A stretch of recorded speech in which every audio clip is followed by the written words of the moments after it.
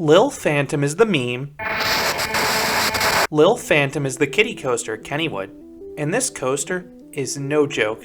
Sure, I may have released this video on April Fool's Day, but check out these stats. For one, it's taller than King Ka by a large margin. Lil Phantom is 910 feet, or 277 meters above sea level. King Ka is only 571 feet, or 174 meters above sea level. Lil Phantom is infinitely faster than Formula Rossa from 11 a.m. to 8 p.m. when Ferrari World is closed for the evening. And Lil Phantom has the potential to be longer than Steel Dragon 2000. Kennywood just needs to give 53 laps and reduce the throughput to 40 riders per hour. I know Kennywood can do it.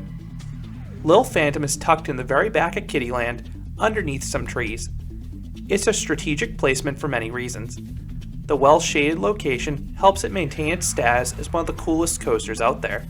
This location is also off the beaten path, so it helps keep wait times down. If this ride was front and center like Phantom's Revenge, this ride could have a line longer than Hagrid's Magical Creatures Motorbike Adventure's name. And since this coaster is surrounded by kiddie rides, you can build up your courage. Lil Phantom is a Molina Sons Molly coaster. The ride was added in 1996, and you could make a compelling argument that it was the best coaster added in Pennsylvania that year, since it's not as rough as Hershey Park's Wildcat.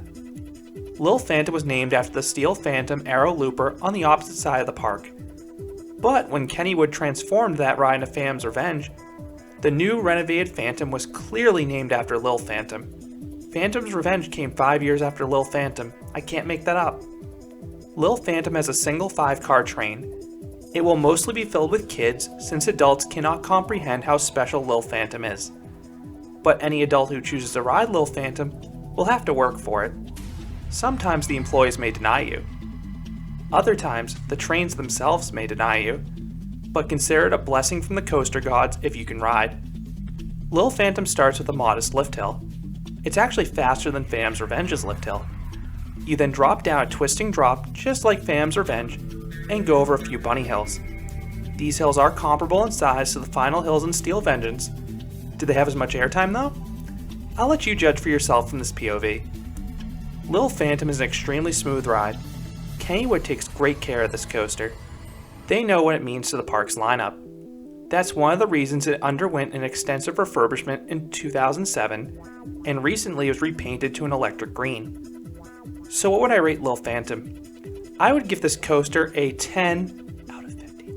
It's the crowning achievement of Molina Sons, and I cherished my lone ride on it.